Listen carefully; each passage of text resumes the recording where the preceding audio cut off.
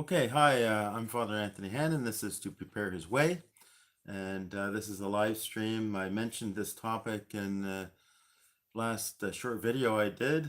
I'm entitling it Overcoming Scandal. I hope this works. My apologies for the delay in getting it going. I know there's at least one person waiting for probably at least 10 minutes, and the internet is very, very slow, or at least this old laptop that I'm using is very slow. So nothing's coming up yet on my screen. I hope it's coming up with you. If you want, you can give a thumbs up or a comment in the chat to let me know if you can hear me, if you can see me. I'm not getting anything on my screen right now. So, I don't know. I hope it's working. Okay, so on my last video, I was mentioning that one of the reasons I don't do too many videos is because there's so many things I could talk about. Well, perfect. Thank you, Carol. It's not coming up on my laptop, but it came up on my phone here. I could see your comment, so that's good. I'll try refreshing this. Yeah, so I was saying on my last video that I don't do too many because I want the videos to be constructive. I want them to be able to I want to be able to offer some help, and not just be a rant. And struggling with scandal. Well, it's a struggle with me, and I should define scandal or the sin of scandal as I think the church does first, or what I mean by it, because usually in common language, the way we use the word scandal is that we something comes out in the newspaper or the television or something, and it's a public figure, a politician or a church leader or something who is done something that is shameful or not becoming of their position, their state of life. And so, hi, Christine. Good. I'm getting some comments coming up on the screen. I should almost just turn off this laptop. I hope it's going to be okay. Um, so okay, fine. They say that's scandalous, whatever. But what we mean by scandal here is tempting someone into sin. Okay, so being a stumbling block for someone. So um, if through someone's words or actions they contribute to somebody else falling into sin. Okay, so hi. Oh boy, I put my glasses on to see this part now. I think it's Lee. I saw that Yowie was here. Okay. Leanne. Good, good, good.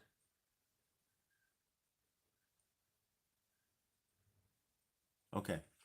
Um, yeah, so, someone with weak faith or something like this. So like an example would be someone who, uh, so a guy and a girl, they're living together, but they're not married. And they might not be committing sin, and in other words, they may be living as brother and sister, living in separate parts of the house or something like that, but that could be a cause for scandal for someone who assumes that they're living um, like a married couple, even though they're not married, right? So that could tip someone over the edge who kind of looks up to that person, one of them, and says, "Oh, well, they did it, so I'm going to do it." So, so sin itself can be a scandal, right? Um, if someone, you know, by bad example, then others follow the bad example. So that would be a scandal. I mean, ultimately, each person is responsible for their own sins, right? But this part is kind of like, you know, well, we are responsible to try to help people, help others to live a virtuous life and go to heaven, not the other way around. We don't want to lead people to hell. Um, okay.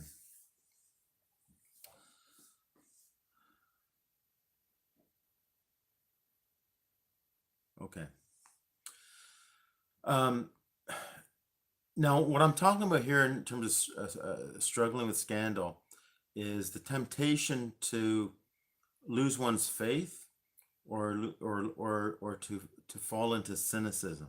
Okay, because I think when we have public figures, um, you know, or in the church, priests or bishops who lead by bad example, commission either sins of commission or sins of omission, then we can fall into the sin of cynicism, um, or despondency. So, you know, what's the use? Throw it up, throw your hands up. What's the use? And I think a lot of people have fallen into cynicism. But anyway,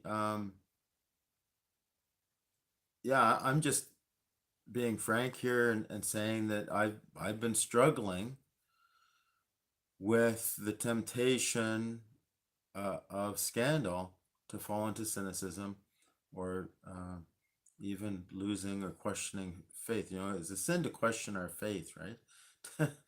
But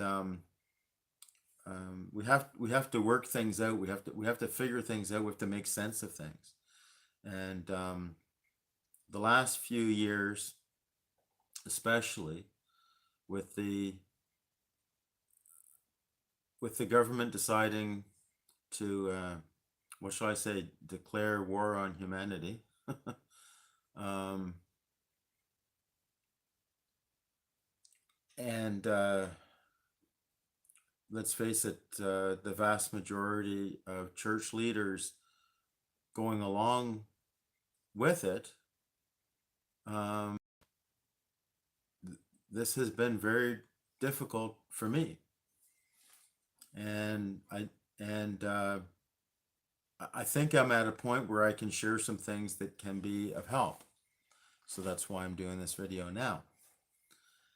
And perhaps it's still a little bit raw, but I hope that it comes out. I so the solution comes out. So I'll kind of work through my thought process to get to the point where I'm at now. So, very few politicians spoke up. When I say very few, like sitting politicians. So the one that stands out for me the best, which showed great courage and integrity, was my own member of provincial parliament at the time, Randy Hillier. Okay, he um, he was kicked out of the Progressive Conservative caucus. Well, that was before I think he even speaking out against the government measures, but um, but he stood as an independent, and he was strong, and he never backed down. And this is so his actions and his words were not scandalous in any way.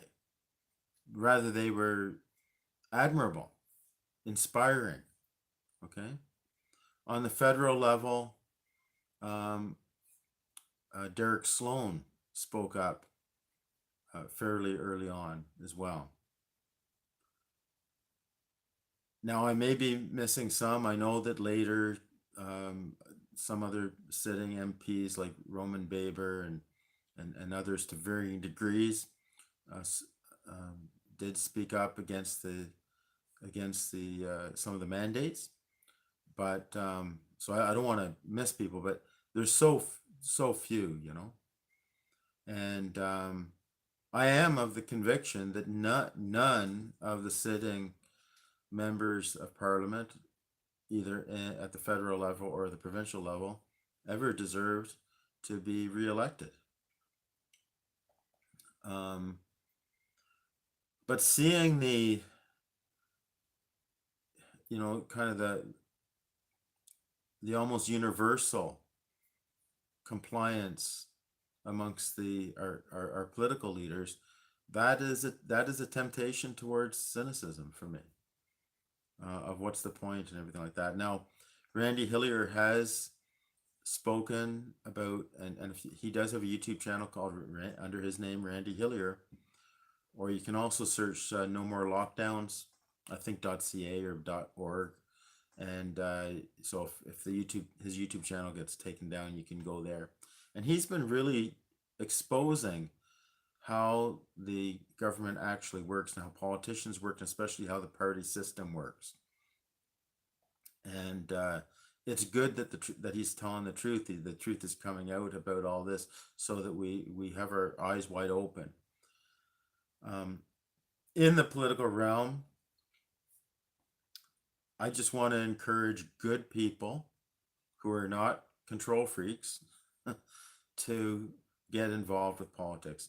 Most good, decent people, we've here in Canada, we've basically lived our lives in freedom for the most part, or at least apparent freedom, and so most people don't get involved in politics. And as I mentioned in another live stream, I think that, or it might have been a video, I want to encourage people to go to their municipal town meetings or city council or township council meetings, because hardly anyone goes.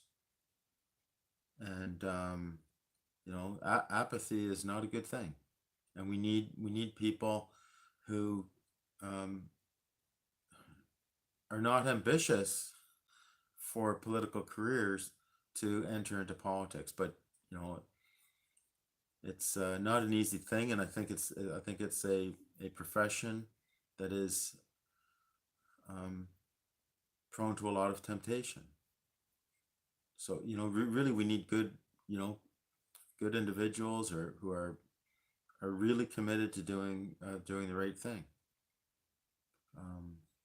But it's easy to just throw our hands up and say the whole system is corrupt, and we're all doomed. So don't fall into despondency, and please get involved on that level. But in some ways, the politicians, it's like, yeah, we kind of expect that. Much more difficult for me the last few years was the capitulation of the bishops, and in the Catholic Church, what do we have? Like where, like who stuck their neck out? Now I know some priests who were being faithful to their calling and administering the sacraments, kind of on the quiet.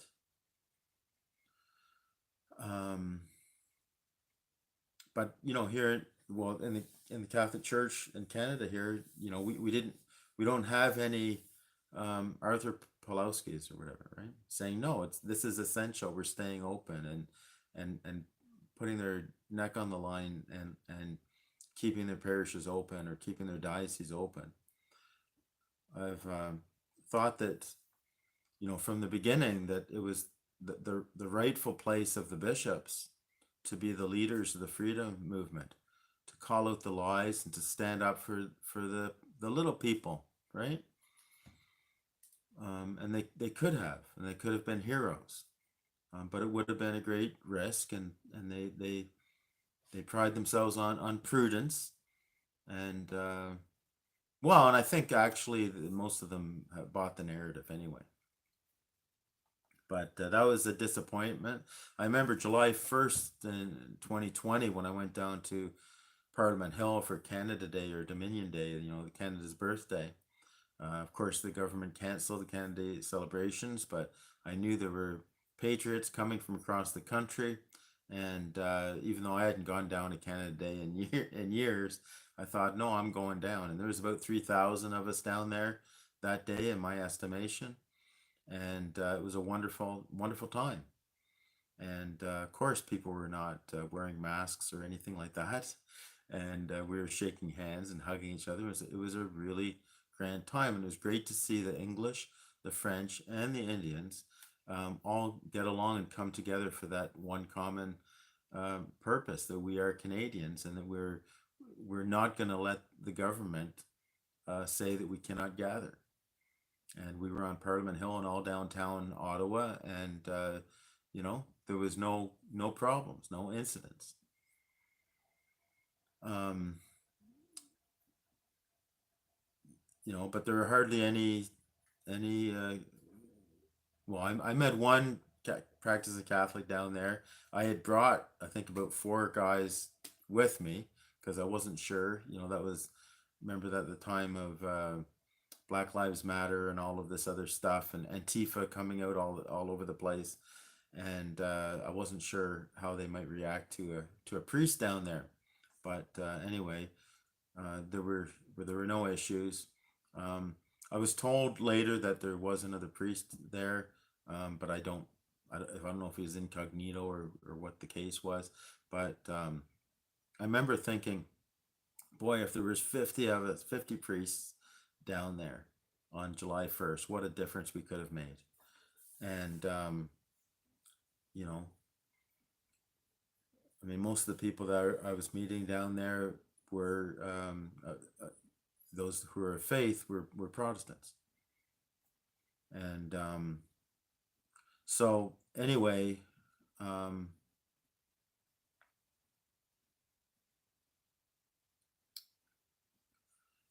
what happened? Yeah, then I remember I think it was August 29th of 2020 was the next big rally, and it was pouring rain. There was twice as many of us then.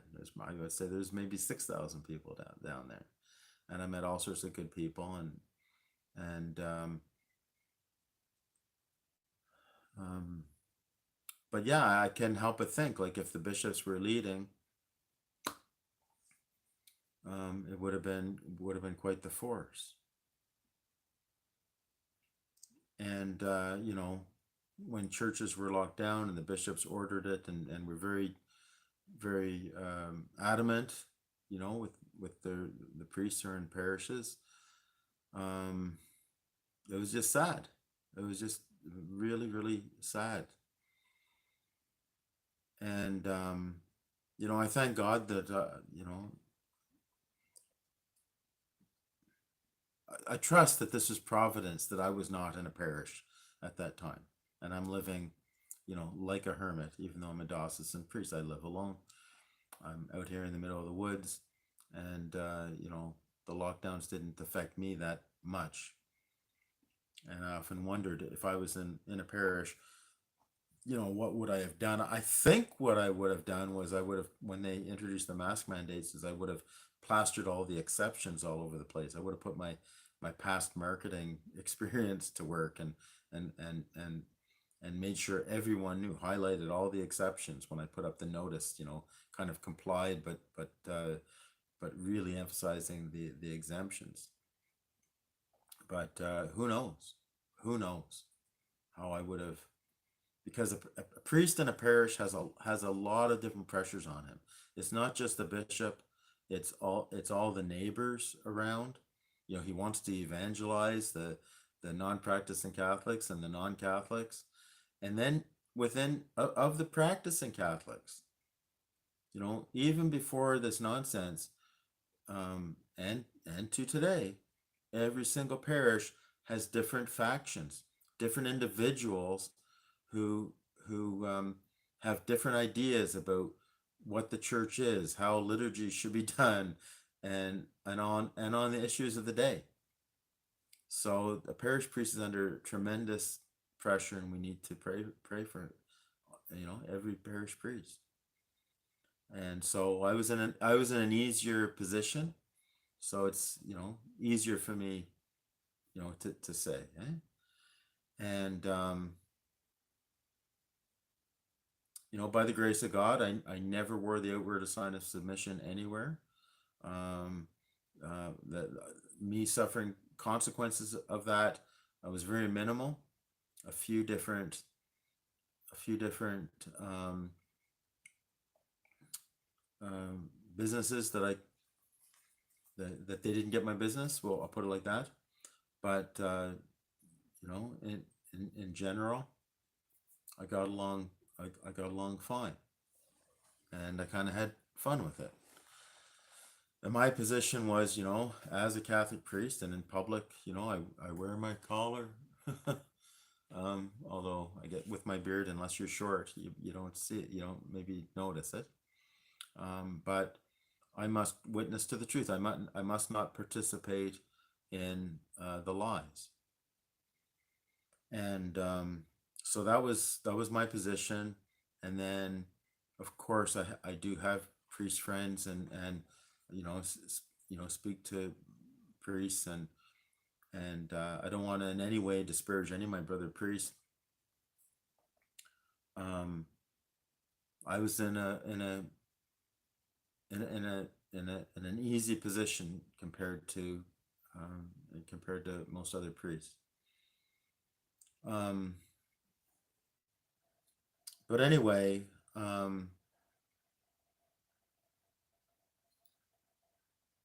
speaking with people trying to make sense of what was going on, and even some of my early videos. I mean, one of my early videos in the spring of 2020 was "Most people are terrible at mathematics," because I couldn't believe that people were falling for these numbers. And but I remember I was trying to figure out, why would the government tell everyone to wear masks and everything like that, and I'm trying to give them the benefit of the doubt, and maybe it's some this or that or whatever like that. And well, we know a lot more now than we did 3 years ago. And things are a lot more clear, although there's I'm pulling up my laptop here, which I've got a new laptop, but I haven't set it up yet. And so I minimize the thing, then I pull it up, and then I see myself going in fast motion or something as it tries to catch up, and I can start to see the live chat on the bigger screens. Okay. Anyway, sorry for that going off on that tangent. Yeah, so talking with a lot of different people. So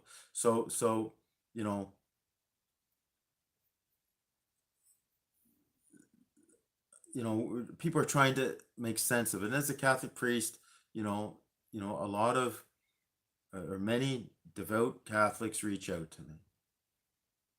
And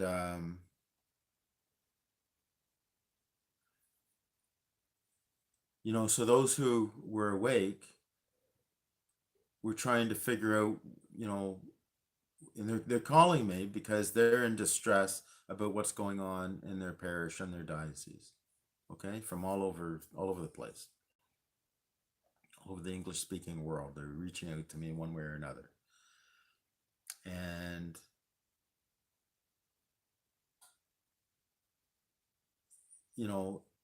so some are trying to take a religious spin on it all, and kind of coming out and saying, well, the true believers can see what's really going on. And that didn't sit well with me. That doesn't sit with me. I had one person say to me, "Oh, the reason that some people are going along with it and they can't see what's really going on is because their consecration to the Immaculate Heart of Mary was not sincere or something like that. I say, no, no, I can't accept that. I must assume that people are sincere in the practice of their faith. And it's not about, believing in God, who fell for it and who didn't. Because in the freedom movement, in the freedom rallies, there's a cross section of those who believe in Christ, those who are devout Catholics, who are sincere non-Catholic Christians. But there's on the religious side, I've met some young Muslim men who were awake and could see what was going on, from every religion and from no religion, because most Canadians don't practice a religion, and most in the freedom movement, I would say, are not particularly religious, but there are some who are. And every time I went to a freedom rally and they were practicing Catholics, they were so excited to see a priest there, and I was excited to see them there.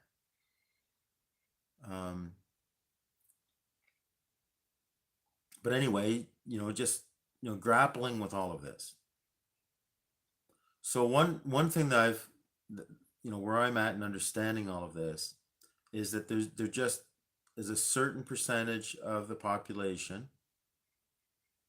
that it's difficult to that we seem to be immune in some way to the mass hypnosis or propaganda or whatever. I don't know what percentage is, but my guess would be very high percentage of people in the freedom movement that we don't watch the mainstream news, that we don't, for a long time we didn't trust them. And when the truckers came to Ottawa, well, then all trust was, there's another temptation to scandal regarding the media, to fall into cynicism. And anyway, this was a psyop, and it was a very successful psyop. And the way I look at it in terms of the church is I say, okay, look, just because someone is a practicing Catholic or a priest or a bishop or a religious brother or sister, does that mean that our rate of disease is different than the rest of the population? I would say we're probably the same, right? We're probably the similar cancer rates and heart attacks and everything and whatever. And so it's, I don't think it's about religion, but I think it's more about something in us. Maybe speaking for myself, I just don't like to be told what to do. But a certain amount of mistrust of government and media, I think, helped us to try to figure things out. So when I look at the expectations that I had, or the hopes that I had, for the church, for bishops and priests, that's the way I try to understand it. First of all, that they're not trying to be malicious. Many people said, "Oh, the bishops are getting paid money to cooperate with this." I don't. I find that really hard to believe. It's true that I received emails, so because I'm on mass mailing list, from the diocese that I belong to, that the parishes were receiving instructions on how to receive government assistance like everyone else was doing. But I have no evidence at all that bishops were bribed or anything like that. I just don't see that. I can't see that. I can't see anyone getting into the priesthood, let alone becoming a bishop, for the sake of money. Okay. Is it possible of blackmail stuff? Yeah, maybe. But I think the most charitable, and I think probably the most truthful, is that just like the rest of the population, most people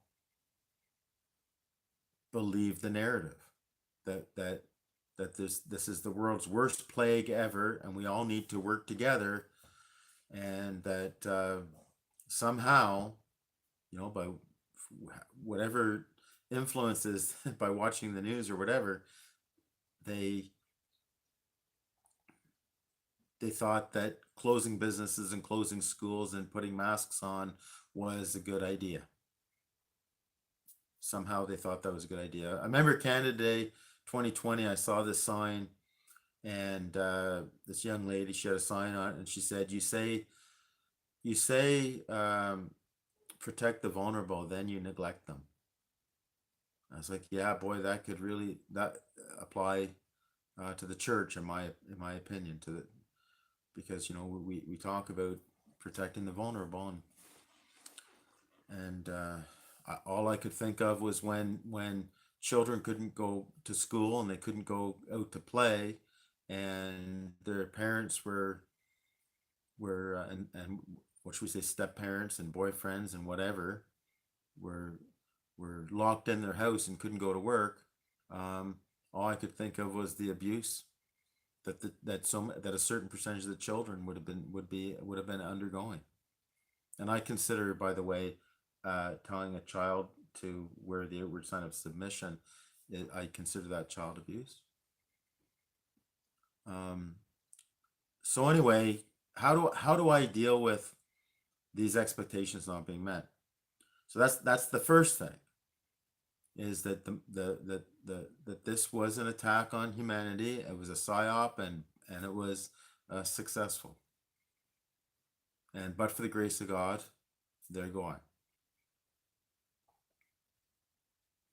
So who knows why you and me could see and why others couldn't. Maybe there's a responsibility there for. Look, it's better to see than not to see, right? So my whole attitude towards everyone, needed to shift, from speaking for myself, because at first I just wanted people to wake up, wake up, wake up. Well, eventually they're not waking up, and most of them, I don't think they're going to wake up. I think that they're going to continue with the idea that we lived through the world's worst plague, and that we had good leaders who made tough decisions, and everyone made sacrifices except for a certain percentage of selfish people, and I would be included in them. And I could show you some communications I received from just a few individuals, thankfully, like maybe three or something, like two off the top of my head, three maybe, who well, the third one is not written, but yeah, where they couldn't believe that I was denying what was going on, and that I was encouraging people to not comply. So when it comes to scandal, in their eyes, I would be a source of scandal. That, if I had any influence over anyone, like maybe some of the viewers of this channel, that I was encouraging people to commit sin of disobedience, I guess. But like I did that video, we have a duty to disobey immoral orders. It's not, oh, you don't have to obey immoral orders. No, you must disobey immoral orders.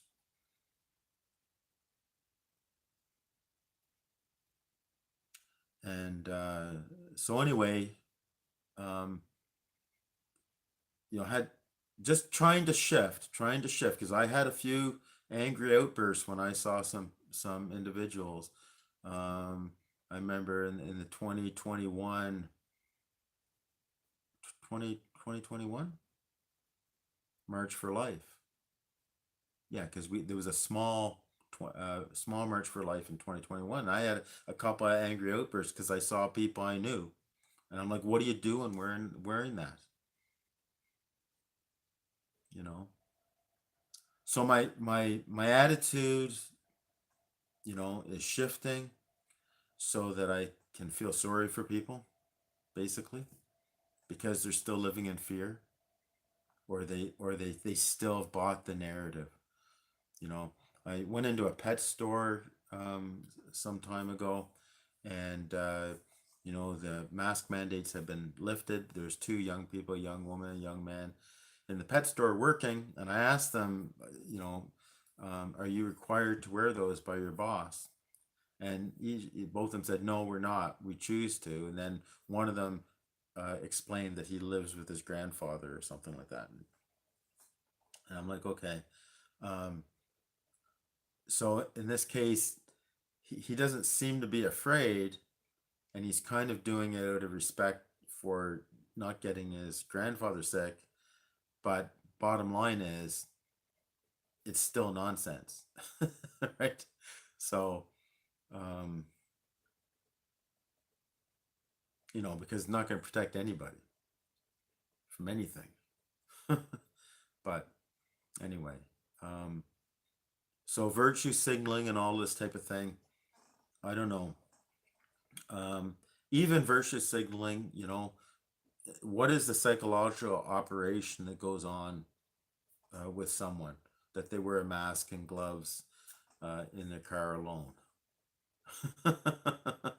you know, but you know, but anyway, there are people, they're still afraid, they bought the narrative, and they would look at me and perhaps you as problems in society, selfish people. Anyway, continuing on with my struggle with being scandalized, because we're not supposed to take scandal, right? We have to fight that, right? So we don't want to give scandal, but we don't want to take scandal either. But just to be frank with you, that has been a struggle with me, and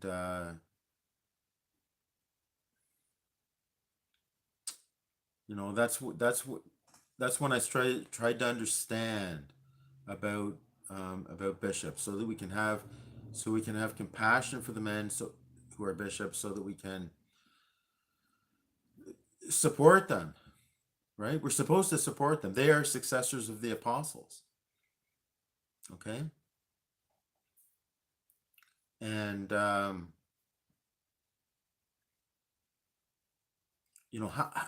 do I must respect the office. I'm supposed to respect the men as well. Well, and this is where my background in recovery from codependency comes in. And that's why, I've said in many videos, I say it again, if any bishop happens to be watching this, you don't have to answer to me or to anybody, but I ask you this question: did one or both of your parents have a drinking problem when you grew up? Because the way that the bishops are acting can be explained through adult children of alcoholic syndrome. And most adults, most people who grew up in alcoholic homes never get comprehensive help for their family of origin issues. I'm not saying they don't overcome certain things and everything, but very few deal with it head on. And I would like any bishop who'd be open,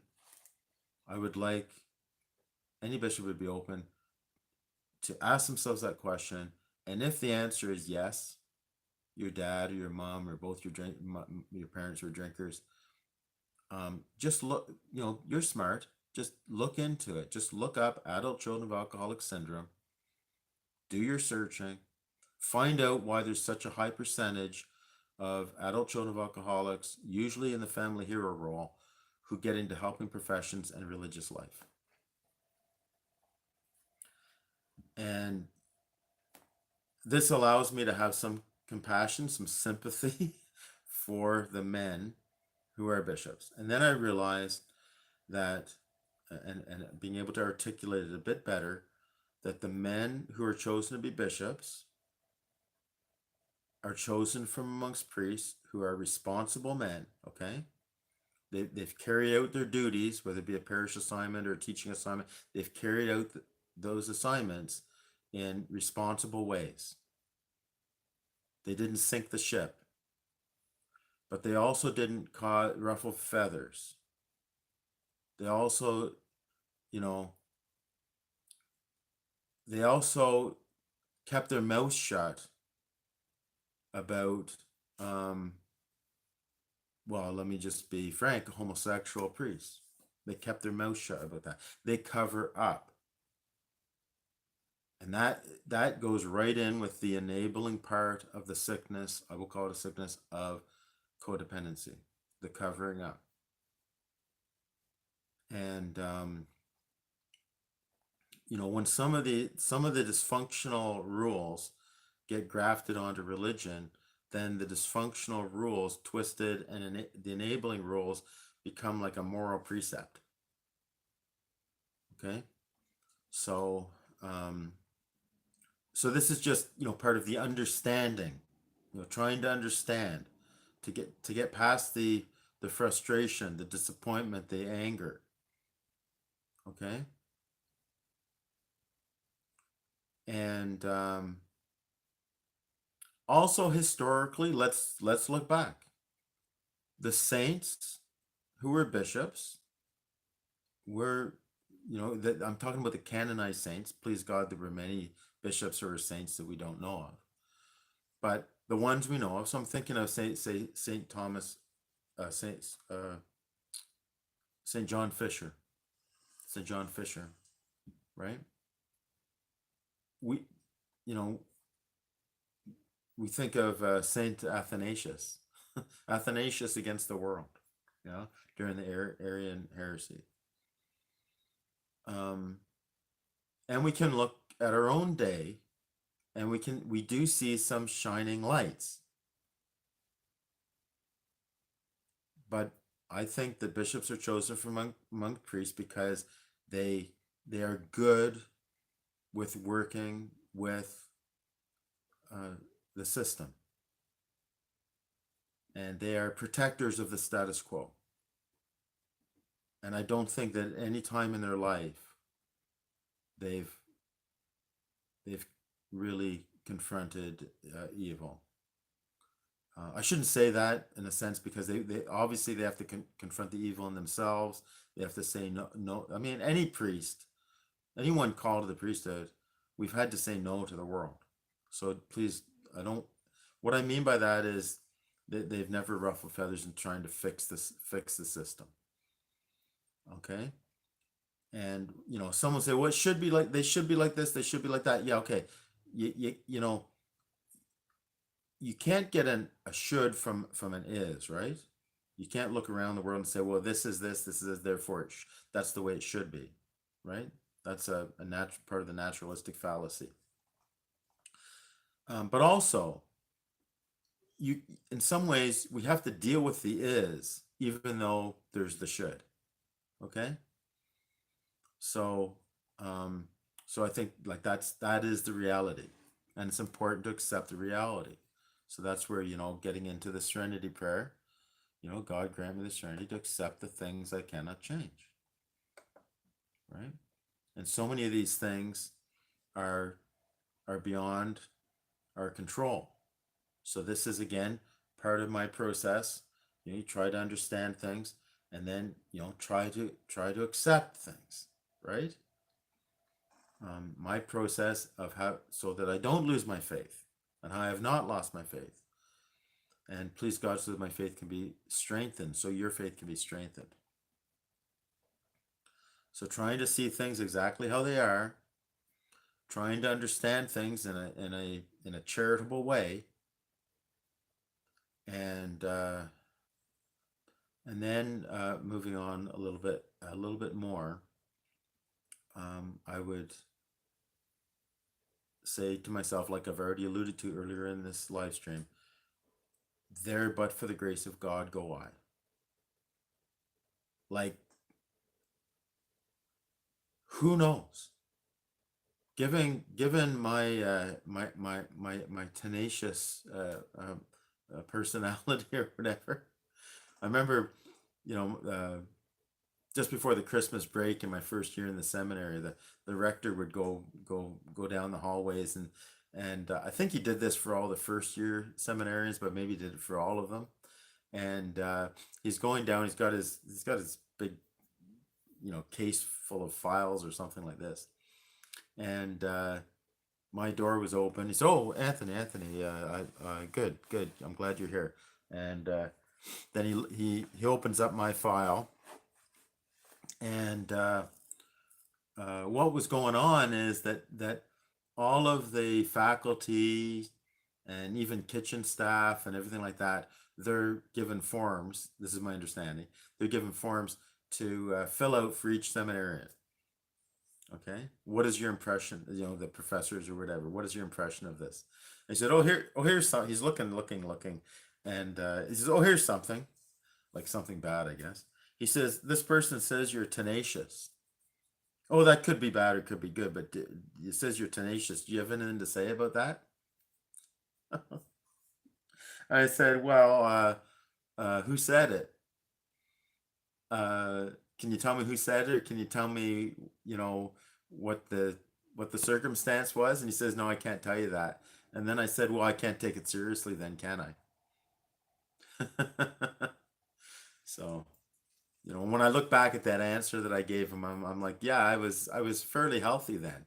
I went into the seminary as a fairly healthy 37-year-old man. I came out ordained at 42 as kind of a little bit of an adolescent and falling back into some of my codependency traits, people pleasing and not speaking up and this type of thing. Because the habits form, right? That's, you know, old habits return or new habits are learned. And that's why I say from day one going into the seminary, we're actually trained to be followers, not leaders. And by the way, although there are discussions about the various, public scandals in the church, um, I don't recall ever having seminars or classes on the sin of scandal and how to overcome it, how to avoid falling into taking scandal, or how to. Well, we were told certain things about not giving scandal, but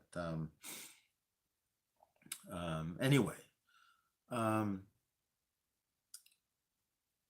anyway, yeah. Given my tenacious character, whatever personality, I could have been. If I didn't see what was going on, if I bought the narrative, I could have been the worst masked Nazi around. I could have been encouraging everyone to do this. I could have been one of those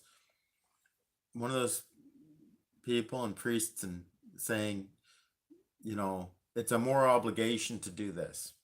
Oh, what's the big deal? You should take it. I never been like that.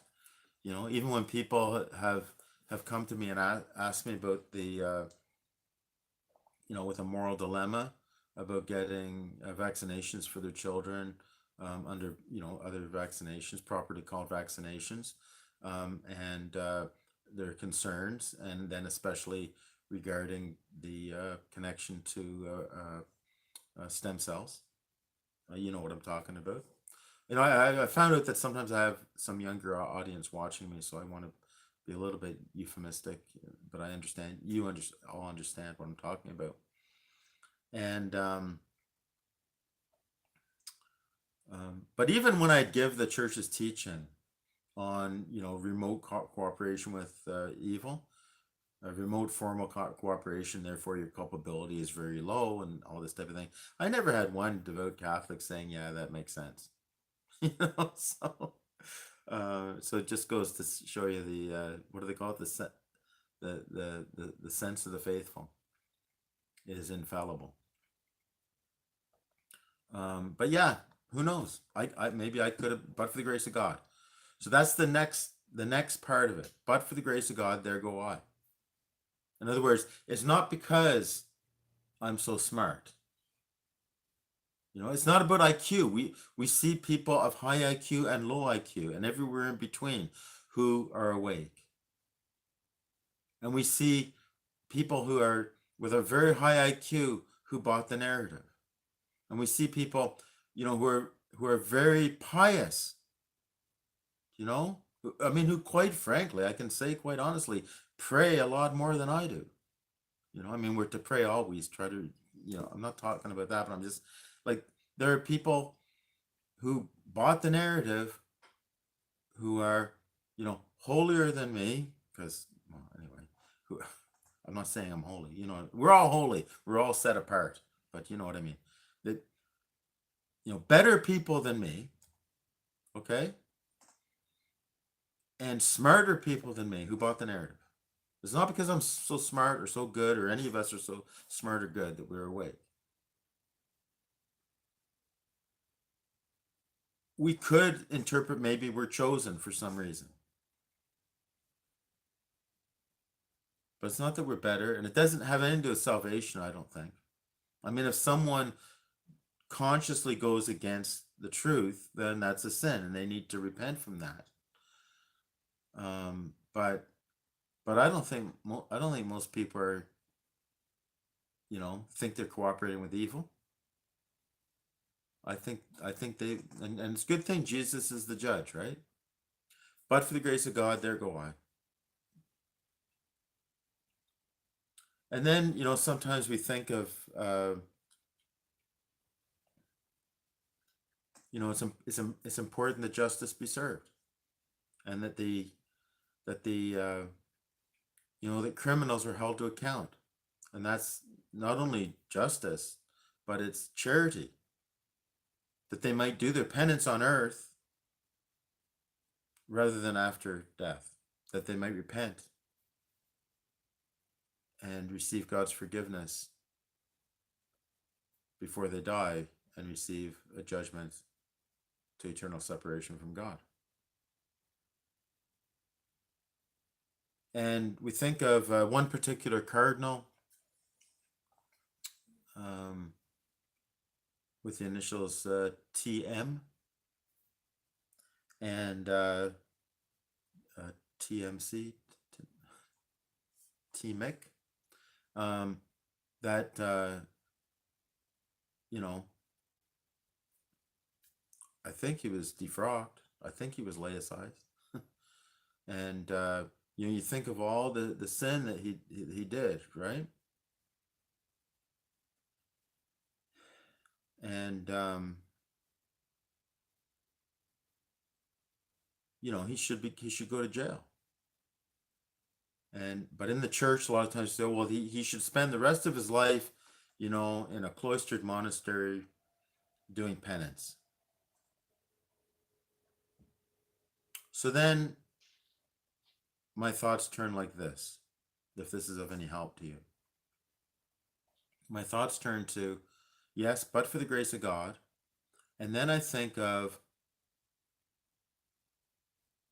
the sins that I've committed throughout my life. And I think of how,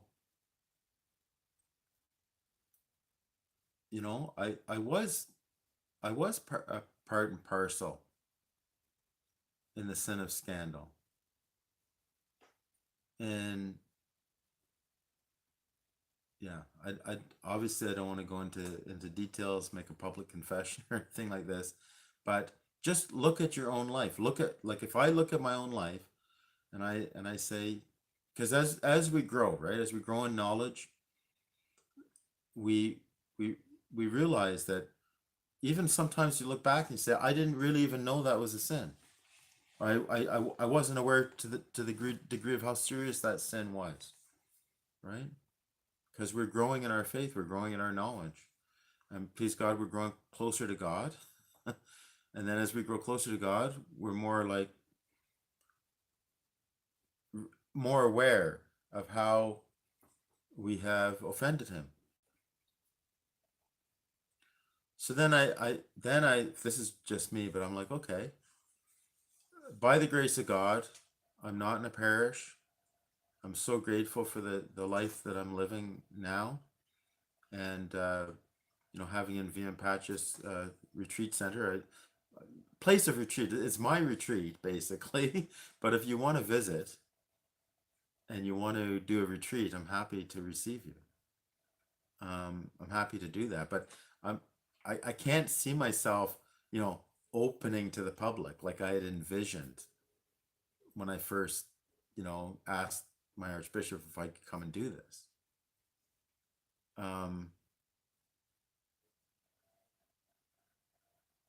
those I minister to are basically those who feel, I mean, to a large extent, not exclusively, but to a large extent, those I minister to are those who feel uh, neglected, um, rejected, gaslit by their priests and bishops. That's and that's, I mean, I'm quite open to that. To my own archbishop. I minister to those who feel alienated by the priests and bishops. That's mostly who I minister, and I'm glad to do that. I'm very glad to do that. Or even before the government decided to pull the trigger on its war against humanity. Um, I remember a priest saying, looking at my videos, and one of my most popular videos was during the Amazon Synod, and this was before all the government lockdowns and everything. And God bless you, Francesca. Yeah, God bless you. And I did a video, Amazon Synod, don't lose your faith. Don't lose your faith. And because of the things were going on during the Amazon Synod. And I remember a priest saying to me, I was on the Presbyteral Council, and we were having lunch, and this priest said, "Oh, I didn't know you did videos. I was watching your videos," and that was all he said. So then later at lunch, I said, "Oh, what do you think of them?" And he said something very disparaging, and this priest I had kind of not run in, but kind of like a interaction with before, because a very smart and very devout and very traditional Catholic um, was going to his study groups, and he was always challenging him. So he had called me and asked me about this guy, and I'm saying, well, no, he's a good man, and he's very smart. He's like a PhD, and he's he's got to he wants to engage at that level. But this priest, we might call, is kind of more liberal. We kind of use that terminology. So at this lunch, and I asked him, "What do you think of this video?" And he was very disparaging. And my response to him was, "Look, I minister to those who you won't," and that's the truth.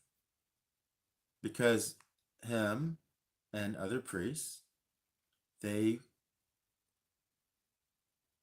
they don't have they don't have they can't even tolerate Catholics who are more um, traditional, or whatever you want to call it. But in fairness, they minister to Catholics and to people that I don't, in many ways, right?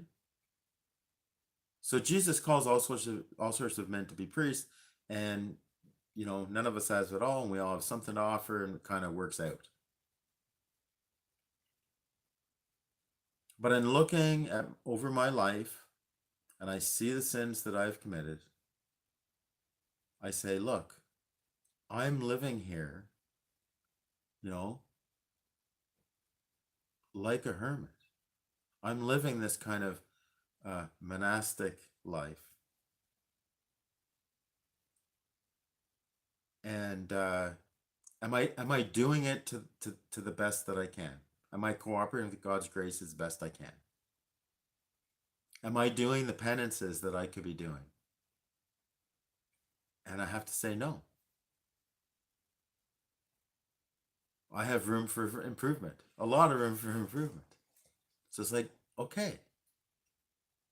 So when it comes to scandal, so I'm looking at the failings of others, the failings of bishops, and I'm getting tempted. I'm feeling alienated. I'm feeling, you know, and I mean, on the feeling level, I feel more close to people at a freedom rally than I do, you know, at a diocesan mass. Okay. Um, but I try to remember, what is it that we have in common? And, you know, and maybe I'll touch on that in just a few minutes. But um, this is how I deal with it. I try to understand. I try to have a sympathetic interpretation of others.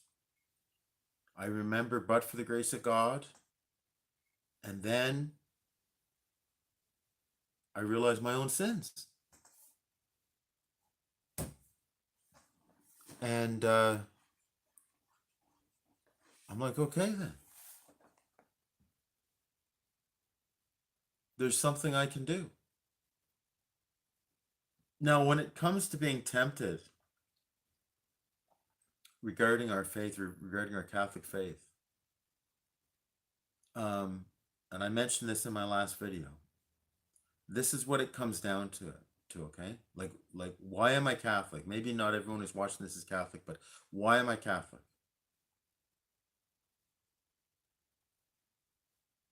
And it comes down to this. Jesus founded one church, right? Simon, you're Peter. Upon you I will build my church. Some people say Jesus didn't found a religion. Yes, he did. Yes, he did. He founded one church, and he prayed that we would be one, that the world might believe. He referred to himself as the bridegroom. He promised, he said, I will be with you to the end of the age. He promised to be with us, to be with his church. As the bridegroom, as the sinless bridegroom, he is always faithful. He is faithful to his word. He is faithful to his spouse, the bride, which is the church. He has not left her. And even though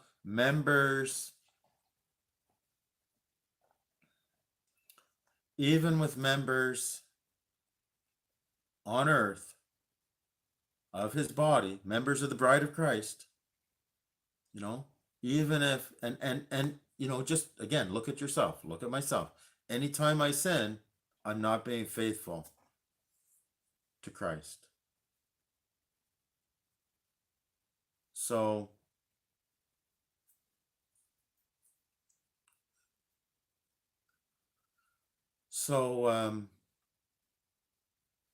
but he's faithful.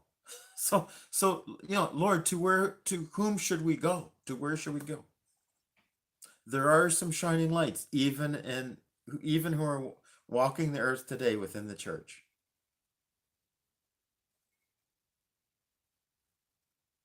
But even if they're, even if no matter how dim the light is in anyone's life, even in your own, even in my own, Jesus is here. Jesus is here. Now, when I've preached in parishes and whatnot, I would ask people, why are you Catholic? Why are you Christian? And why are you Catholic?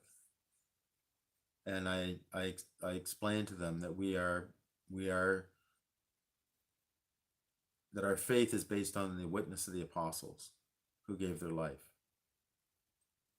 Okay, and that's what counts. It doesn't depend on personal experience or anything like that. It doesn't count on feeling close to God or any miracles in your life. These things can happen. It doesn't depend on mystical experiences that you might have. All of these things are fleeting. But the reality is Jesus did rise from the dead. He did found his church, and he promised never to leave her. Okay. Um, I wanted to just speak a little bit more so that we can, what I do, you know, to try to deal with divisions that are going on. And because that can be scandalous. And, as I'm getting older, I'm 60 years old now. Um, I realize more and more that everyone is where they're at.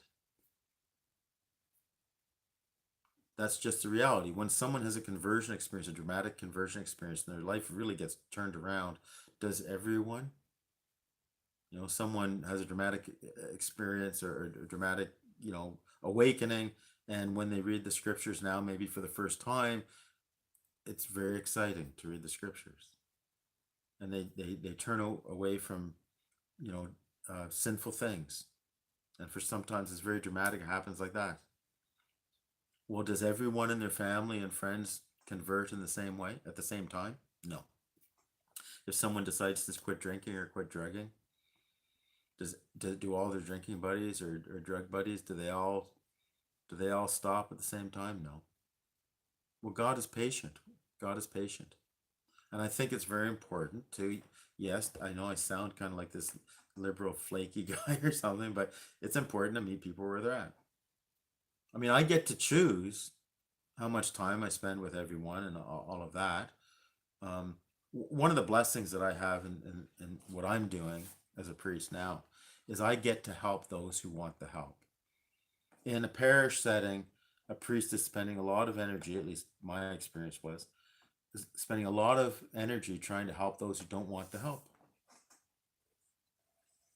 So, if someone doesn't want to watch my videos, if someone's upset with what I say in the videos, they don't find it helpful, well, they can go somewhere else, right? I mean, there's only so much time in a day. Why would anyone waste time watching me? If anyone does watch me, or any trolls, and for whatever channel, it's like, why are they doing that? you know, it's like I do this video I did some time ago, a few years ago, and it's not the greatest video, but it's the one video um, where there's always people searching for the answer to this question. And the question I have is, can a Catholic practice yoga?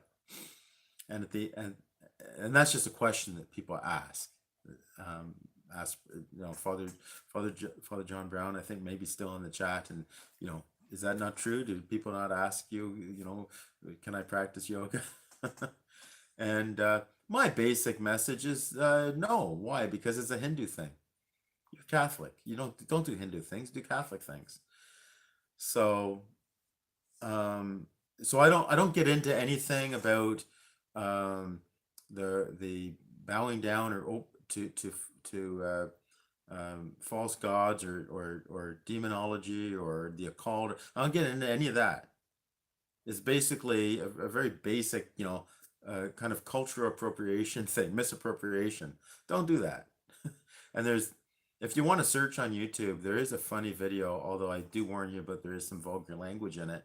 If you just type in Gandhi goes to yoga spoof or something like that, and and it's just kind of, like, am I happy if someone takes Catholic things and misuses them or whatever? No, I'm not happy about that. Like, become Catholic and learn the faith. So I say, if you want to, no, I don't want to say something scandalous, but to take this in tongue in cheek, so, you know if you want to do yoga, why don't you become Hindu? Because it's a Hindu thing. It's not a Catholic thing. But don't become Hindu. Just, anyway. But at the end of that video, I say, if you're offended at this, if you're offended because I'm saying you shouldn't be doing this, if you're a Catholic, why? Why are you upset? And the reason you're upset is because you have a guilty conscience. Because you know it's not right. You just didn't have anyone, you need someone to tell you. So I'm telling you, don't do it. Oh, I'm doing it for exercise. Well, exercise some other way. It's okay. Get some physical therapy or whatever if you need something, injury or something. You can stretch. There's nothing wrong with stretching. Just don't do yoga. don't steal that from the Hindus. But anyway, the point is that if people don't like my videos, they can go somewhere else. And since I'm not in a parish, the only people that reach out to me are people who are interested in coming and getting some quiet or looking for my help, either with to some degree with dysfunctional and recovery from dysfunction, codependency, or something like that, but or learning their faith. They trust me, and that's why they're coming to me. So I'm very, very blessed, very, very blessed like that. So I do meet people where they're at, and not everyone I minister to is Catholic or anything like that.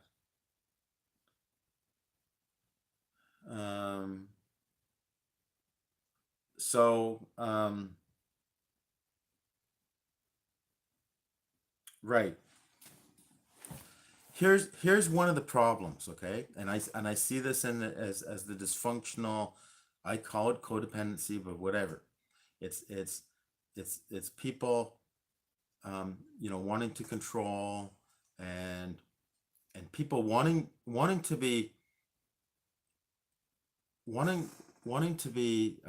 affirmed, so this adult children of alcoholics, constantly seek affirmation.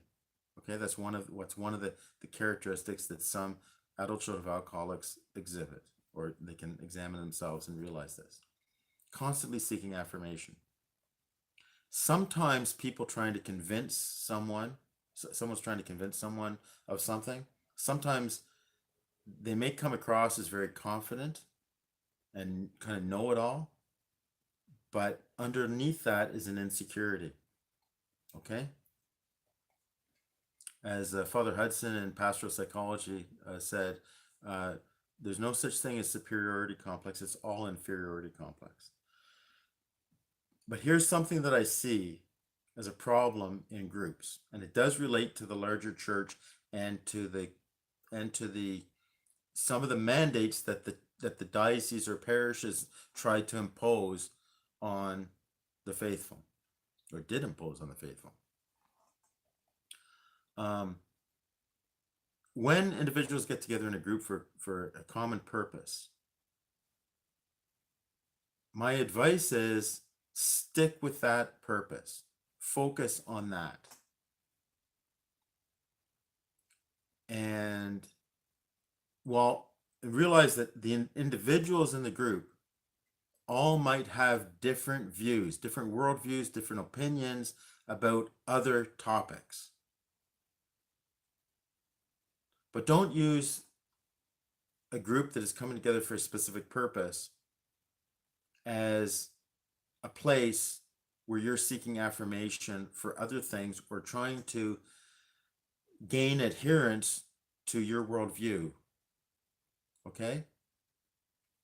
So, for example, in the Freedom Movement, there's all sorts of networking going on, has been going on, all sorts of groups being formed. Some groups start now that the mandates are lifted, right? And there's no fear of meeting in groups or anything like that. There's no restrictions, there's no worrying about your neighbor calling the police on you because you've got more than 10 people in your house or something like that.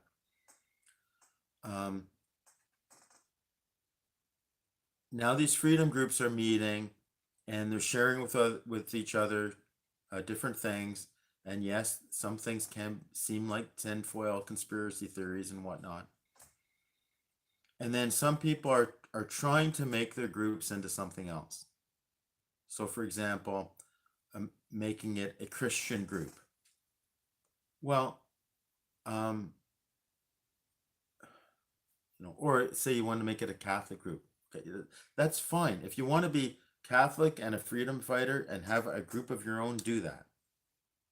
But when you go to the group where the common denominator is freedom, and it's not, and people have different religions, then leave that alone in that group. Because all that's going to happen is you're going to fracture. You're going to fracture the group, fracture the group, fracture the group. So decide what you're meeting for and stay focused on that. And the 12-step groups, they also have 12 traditions. And one of them says that the groups as a whole have no opinion. The groups have no opinion on outside issues.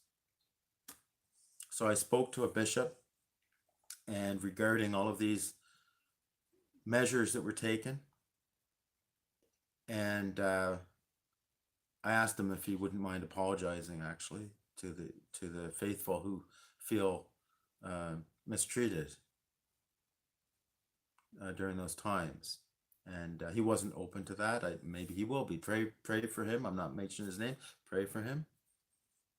Pray for all the bishops. They might be open to apology. In Canada, pretty much every bishop, I could be wrong, but like many bishops did videos and written letters. And even if you go to their diocesan websites, you'll see front and center them apologizing for atrocities that happened in residential schools that they personally had nothing to do with. And all I'm asking is that, because in those situations, that was a cooperation with government mandates that was going on, right? And the church was there to help. And not to mention, it's not so one-sided, and there's a lot more positive than negative. But in late May of 2021, all across the mainstream media and went at least through the United States, probably around the world, the discovery of 215 graves at Kamloops Residential School. That's not. It's not what it was presented to be. But within days, all these bishops are doing videos and writing letters and everything like that, apologizing for this, and assuming that these children were what? Abused and killed, and then buried without acknowledgement, without a funeral even? I don't think so. But anyway, whatever. I'm a denier. But how about apologizing for what, for closing the churches and not standing up and whatever. Anyway, I don't think it's coming. But again, gotta let go of those expectations. Otherwise I'm just gonna get a resentment, and then I'm gonna be, tempted to disrespect bishops or something like that, and I don't want to do that. Okay. But when it comes to church, right? It comes to us Catholics, realize that there are different movements within the Catholic Church, right? And everyone is where they're at. And so the attitude I try to have, if I'm at a diocesan mass, for example, is that we all have our common faith. We all believe Jesus rose from the dead. We all believe in the articles of faith. And that's what I told this bishop. I said, maybe instead of making policies on these things, which he admittedly says he's not an expert and he's just listening to the experts, well, how about like having no opinion on it? How about that would be better? They just say, no, we stick to the articles of faith. Or it could have just, we could just, repeat the church's teaching in terms of medical intervention, which is informed consent and patient autonomy. And we, in the Catholic Church, we recognize, official teaching of the Catholic Church, we recognize the right to refuse treatment.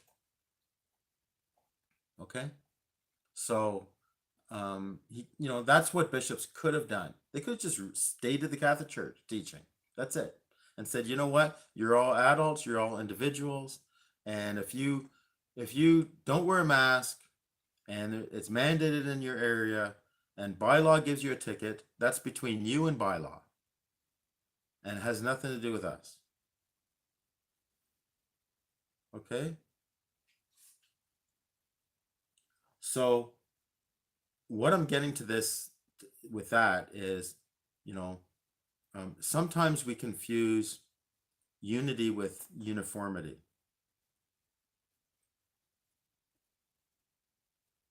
So Catholics, you know, and I realize different types of Catholics watch these videos. If you think, you know, we should worship in a certain way,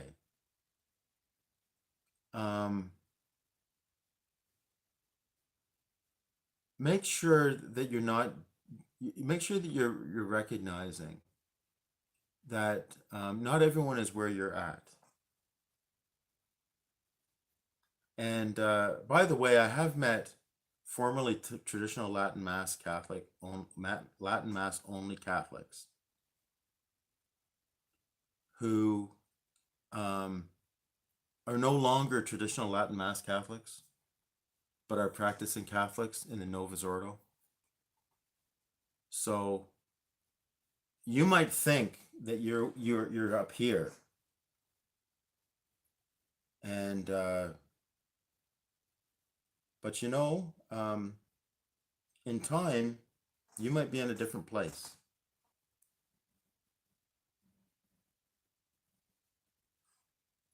So so just be careful, and let's not let's not fight against each other.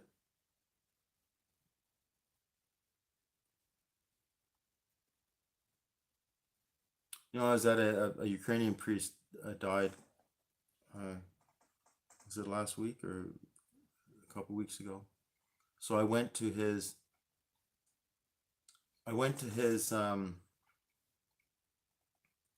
prayers. I didn't go to the funeral mass or divine liturgy, they would call it in Ukrainian Catholic Church.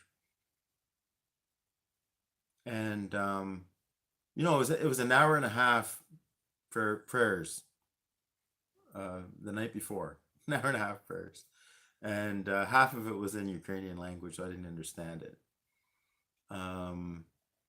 It wasn't completely foreign to me in the sense that I had spent time at Madonna House in Cumbermere, so I have a certain contact, we could say, with Eastern Catholicism.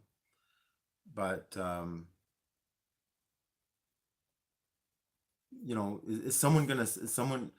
if you're a traditional Latin Mass only, or if you're a guitar folk mass rock bongo drums, or if you're charismatic, are you gonna say the Eastern Catholic liturgies are not right?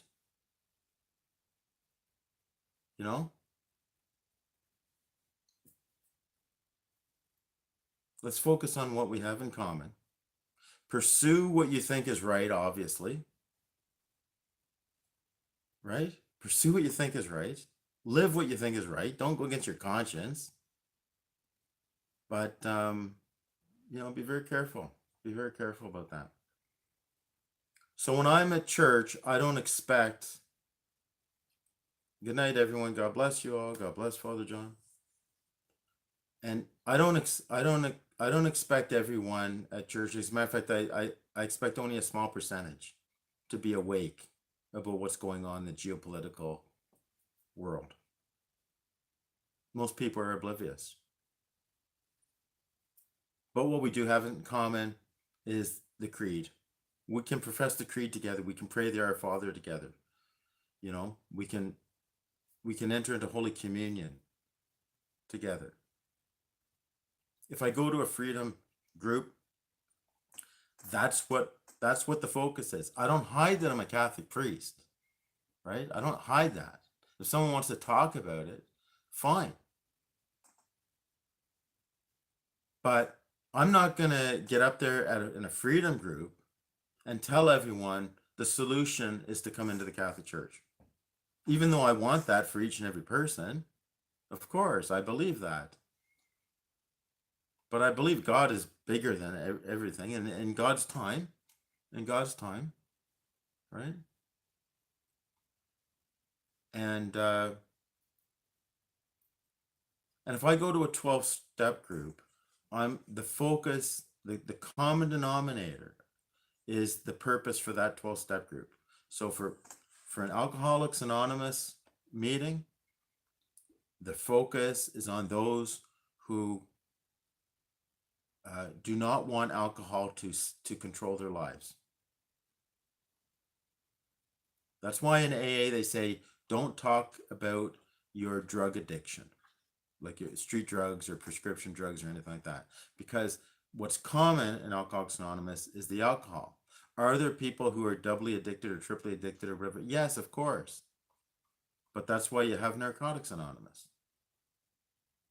You know, if you go to Al-Anon, don't talk about other types of abuse that that you've been on the receiving end of when you were a child, where you relate it to dealing with alcoholics in your life. If you go to Overeaters Anonymous, focus on that, because that's why people are getting together, for that reason. And if they obviously you get to know people, and everyone influences each other in their own way. But I just think there's a lot of wisdom in keeping it simple and sticking to that single purpose. Otherwise, you get fractions in the group, and then you're not strong. Okay. Anyway, I guess that's it. Oh yes, the one thing I just want to mention this one thing, and that is a word called detachment. Now, in the Catholic Church, when we talk about detachment, okay, what we're talking about is being detached from the things of this world, right? Living, like, wearing the things of this world loosely, because we're not on earth forever, and we're meant to for heaven. We're in this world, we're not of this world, and that is a way to freedom. Because when we're attached to our things, we can be enslaved to them. Okay, so that's detachment. Be detached from the things of this world. Wear them loosely. Everything that you have really belongs to God. We are stewards of them. We're to use them wisely. We're to use them for our own enjoyment as well, depending what it is. But wear them loosely, because your happiness does not depend on your material possessions or your wealth or anything like that. But there's another way that we talk about detachment in recovery from codependency, and that is detachment from the emotions of others. So that's, we call it detachment with love. Detach with love. And the reason is because quite often codependents don't have their own life, and put themselves always at the last. So, for example, with friends, might be like maybe when you're younger or something, and it's what do you want to do? Oh, whatever you want to do. That's a codependent response. Whatever you want to do. Although sometimes the flip side of it is that there's the codependent who controls everything. Oh, we're going to do this. We're going to do that. We're going to do that. But often a codependent suffers from this kind of whatever you want to do, and they hitchhike on other people's feelings. If someone is angry, they get angry. They can be very empathic, right? Like, someone else is angry, they get angry. Someone else is sad, they get sad. Someone else is happy, they get happy. But in recovery, you learn to own your own feelings and be your own person, and let others be their own person. So there's a lot of shame in dysfunctional homes, a lot of embarrassment for someone else is acting stupid, and there's embarrassment. And what we learn in recovery is what someone else does or says, that's on them. What I do and say, that's on me. What you do is on you. So we realize that, you know, where where you begin and where I end, right? So it's that type of detachment also allows us that personal responsibility, and allows us to avoid scandal, falling into scandal, giving into scandal, because while I am a priest, I'm a Catholic priest. And in a certain sense, I represent the church, but I'm not the entire church, nor is any bishop or your parish priest or whatever. Okay, so, and one of the things I pray, you know, and one of the things I pray is, you know, after I do a video or I preach or anything, deal with anyone, I ask, you know, Lord, you know, if there's anything from you, you know, anything beneficial, you know, stir up the Holy Spirit in the person or the hearers or the viewers. But if there's anything just of me, like, let them forget about it. Or if there's anything that I have, you know, done or said wrong, like fix the damage. Or another way to put it is, if I've said anything that would, um, you know, lead someone uh, to lose their faith or anything like that, or if I give bad example, Lord, at least let them know that it's a bad example, right? Because none of us are perfect. So that's kind of a detachment way of dealing with all of this, and it relates. It relates to how can we all be individuals? How can we all be different? But how can we and how can we allow people to be where they're at? God has been patient with me. God has been patient with you. Can we not be patient with others for where they're at? Right? How can we be unified without falling into uniformity? We're trying to force conformity. Okay? So, and detachment has something to do with that. Let me take a look at the chat here. I have been on for an hour and a half, so we'll wind her up. Can't seem to access. Let me try it like this.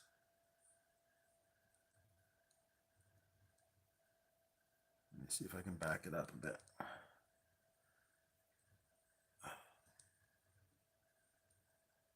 So thanks everyone who stuck with it.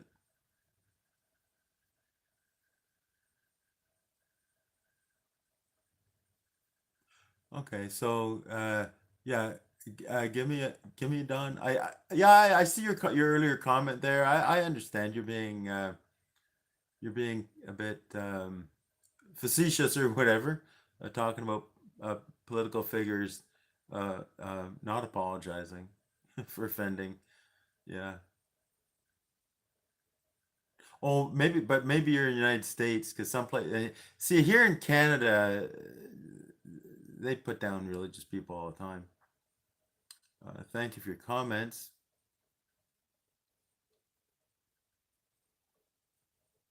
Yeah, so Father Chris Alar, you know what? Oops, I'm losing you here. Father Chris Alar and others, they um, they have something to offer. Okay. Oops. Am I losing this? Let me just unplug this for a second.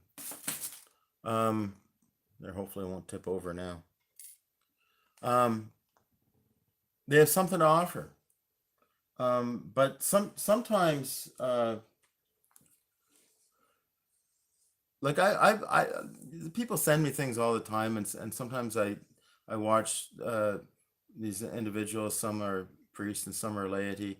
And like I said before, there's no such thing as superiority complex. It's all inferiority complex. And sometimes I watch some of these videos regarding our church, and I'm finding that sometimes it's not helpful, and sometimes I think they're tempting people to lose their faith. But that's not their intention, I'm sure. So, um, but anyway, just go to listen to whoever you want and take what's beneficial and leave the rest. And that's what that's what I say about my videos. If you find something beneficial, use it. If not, leave it.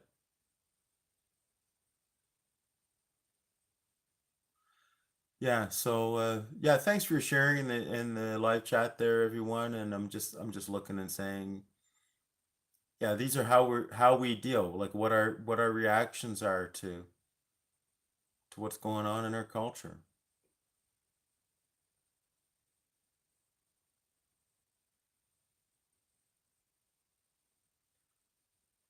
Oh, hey Lou, nice to see you. And Kelly, hello. Thank you for your kind words. Okay, so I think that's long enough.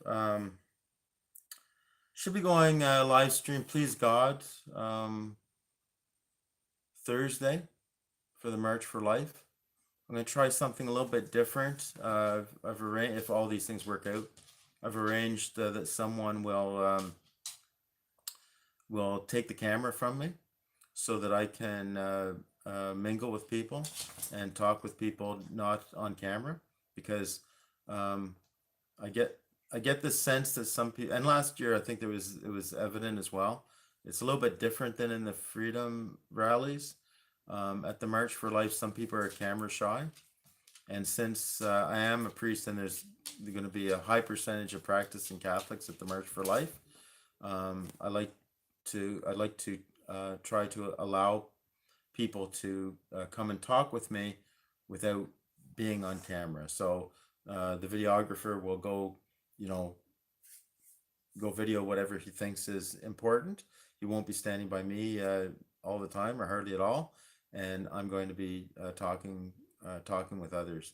And that way, if anyone wants to go to confession or something, it's also very easy for them. It's not like I have to turn my camera off, or they even have to ask. They don't have to. They can ask discreetly, "Can you hear my confession?" And we can just, you know, exit stage left, so to speak, for a couple minutes and do that. Okay. So so you can maybe look forward to that. I'm not sure when we'll start. Might be before noon, might be afternoon, um, but we'll get some of that, and I'll do a little intro and then come back at the end, at least. And of course, when that happens, we might lose connection or something like that, and we'll just fire it back up as soon as my videographer finds me if it goes off stream, as is apt to happen. It looks like it's gonna be a beautiful day, perhaps sunny, but up to 25 degrees Celsius, which would be like 77 or something. We're approaching 80 degrees. So if I, yeah, no, wait a second, 25, 50, 45, yeah, 70, 77, 78, something like that. So, okay. Thanks again for everyone watching. We did have pretty good viewer count watching live, and make sure. I mean, I don't know if I'm being shadow banned or not, so just make sure that the notification bell is on. I think all of those you're watching live right now, it is. Otherwise, you wouldn't have found it. But anyway, hope this was helpful. Don't lose your faith. Don't let anyone, don't let the actions or the words of anyone cause you to lose your faith, to lose your salvation. Don't fall into the trap of, I'll show you, I'll hurt me. You're not hurting anyone if you leave the church except for yourself. And while you're hurting, if you leave the church, you kind of are hurting the rest of the body of Christ. But no, don't give them the satisfaction. Jesus is here. Jesus understands you. God understands you. He's you know, he's the one friend that you need. I have a friend in Jesus. Again, I'm sounding like this wishy-washy liberal priest or something, but no, seriously, stick with him, and you'll be fine. And let's just love everyone, and you know, give Jesus permission. Lord, I give you permission to love others through me today. You know, open your heart to him. When you receive Holy Communion, the two become one, right? That's why it's the marriage act of the church, right? And then you go out and you just like Jesus, you know, Jesus says, whoever sees me sees the Father. Well, my prayer for you and for me, and we could pray like this, is when anyone sees you or me, that they'll see Christ, right? They'll see him. And when we go out with that attitude, then we will look at others as Christ would look at them, which is loving, right? Which is loving. Okay. Hope that's helpful. God bless each and every one of you in the name of the Father, and of the Son, and of the Holy Spirit. Go in peace, live in the truth, live free.